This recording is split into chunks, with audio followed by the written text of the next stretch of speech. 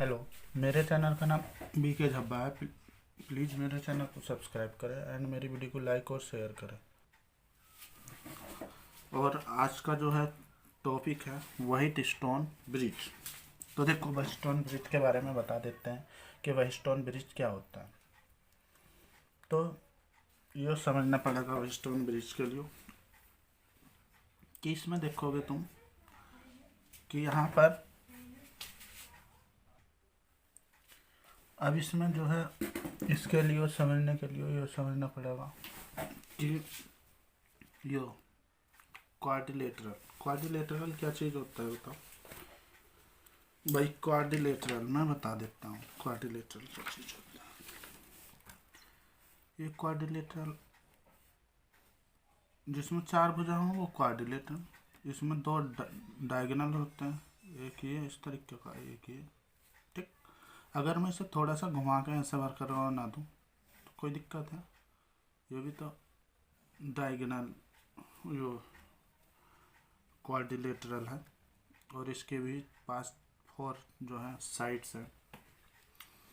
अब तो समझ में आ ही गया होगा, क्वाड्रिलेटरल में 4 साइड्स होती हैं और 2 डायगोनल्स होते हैं। ठीक, तो यहाँ पर जो वही स्टोन ब्रिज है वो क्या है कि उसने बताया कि 4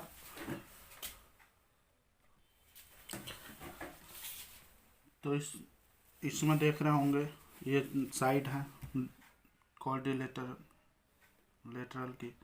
ये इस साइड से P रजिस्टर लगाएगा, Q रजिस्टर लगाएगा, R रजिस्टर, S रजिस्टर। ये डायगोनल है। BD डायगोनल क्या है, इसमें जो एक गैल्वेनोमीटर करंट नापने के लिए एक जो है ऑन ऑफ के लिए की लगा रखी है जिससे ऑन ऑफ कर सकें। और इस तरीके से ये जो AC डायगोनल है उसमें से वायर निकाल कर यो यहाँ पर यो इस तरीके से एक बैटरी ऐड कर रखी इसमें और एक की ऐड कर रखी बंद करने के लिए, चालू करने के लिए, खोलने बंद करने के लिए। ठीक, इसी से ही रिलेटिव थ्योरी है। थ्योरी क्या है भाई, there is a coordinator, there are 4 resistance is connected. यहाँ पर जो 4 रेजिस्टेंस कनेक्टेड होते हैं इसमें। ठीक, इन इट्स 4 साइड, चारों साइड से। ठीक, एंड कनेक्टेड एक गैल्वेनोमीटर, एक गैल्वेनोमीटर कनेक्टेड होता है किससे, डायगोनल से। एक की K2 in diagonal BD, but connected एक बैटरी की K1 इन डायगोनल AC और AC डायगोनल से बैटरी कनेक्ट होती है, ये कनेक्ट होता है की। ठीक, और डायगोनल ठीक हो गया, समझ में आ गया। लेकिन वह स्टोन ब्रिज कब पूरा होता है, जब ये कंडीशन यानी कि इस गैल्वेनोमीटर की जो नीडल्स है उसमें डिफ्लेक्शन ना हो, सुई बिल्कुल सीधी खड़ी हो। तो उस कंडीशन में क्या है, इन्होंने बताया बैलेंस्ड है ये। और बैलेंस्ड वाली कंडीशन में इसमें कोई करंट नहीं बहेगा, इस वाले इसमें डायगोनल में BD में। तो इस ये पूरा सिस्टम ख़त्म। उस कंडीशन में P/Q बैलेंस कंडीशन में इसमें चाहे कुछ भी लगा रखा तो बैलेंस कंडीशन में इसमें कोई करंट नहीं बहेगा, ये वैसे ही डायरेक्ट चलता है। तो उसमें P/Q, ठीक, इन दोनों रेजिस्टेंस का जो रेशो है R/S, दोनों रेजिस्टेंस के इन शेष जो है अन्य 2 रेजिस्टेंस है उनके इक्वल होता है। ठीक, तो इन दोनों का रेशो और इन दोनों के रेशो का इक्वल है। ओके, अब बात करते हैं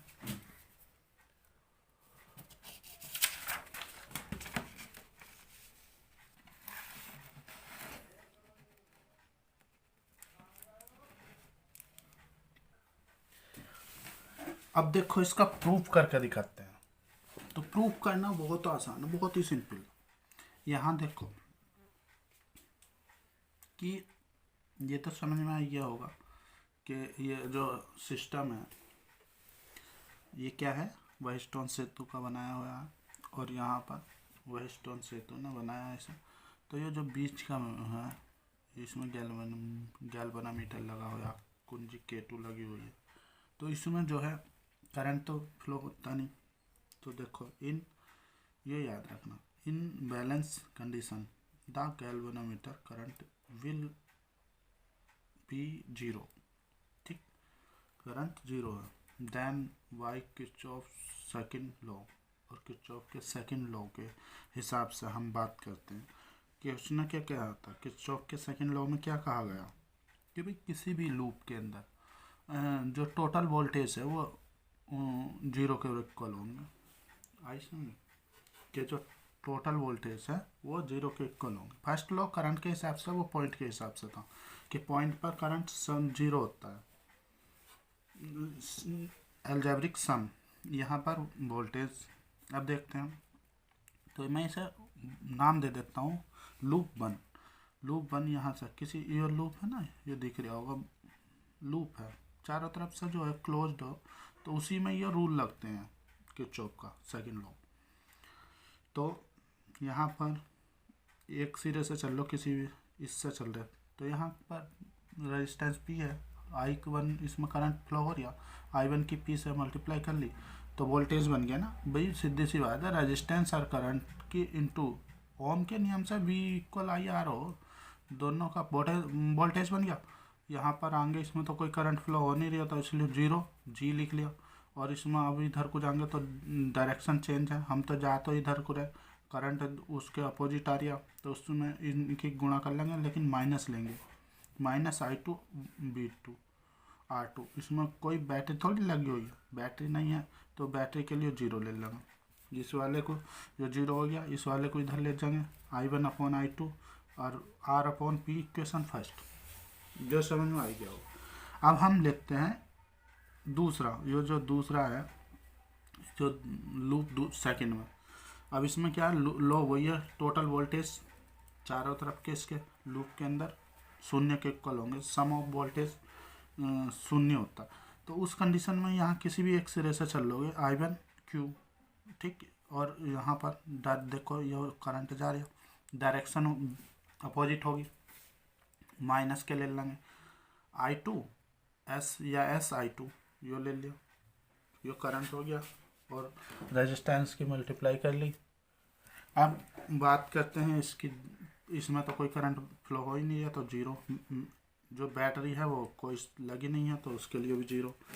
अब यहाँ पर ये हो जाएगा I1 Q ऐसा लेगा इक्वल I2S, तो I1/I2 S/Q, तो दोनों इक्वेशन को इक्वल कर लेंगे, फर्स्ट एंड सेकंड। R/P जो क्योंकि I1 है, I1/I2 की वैल्यू है, I1/I2 की दोनों को इक्वल कर लें। अब ये देखोगे P इधर ले जाएंगे, ऐसे इधर ले ट्रांसफ़र कर दिया, ठीक, फिर इधर का इधर, इधर का इधर, P/Q R/S इक्वल, ठीक, प्रूफ हो गया। इसे दूसरे तरीके से भी कर सकते हैं, ऐसा नहीं है, ये बिल्कुल सिंपल तरीका था। इस तरीके से कर लो, चाहे किरचॉफ का जो लॉ है इस तरीके से लगा लो।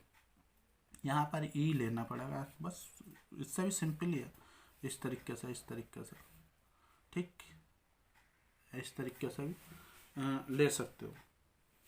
एक तो लूप इधर से इस तरीके से नीचे से ऐसे मान सकते हो, एक लूप इधर से ऊपर से मान सकते हो, ऐसे भी कर सकते हो, ऐसे भी, ऐसा बहुत आसान है, सिंपल है। ओके, और ये होगी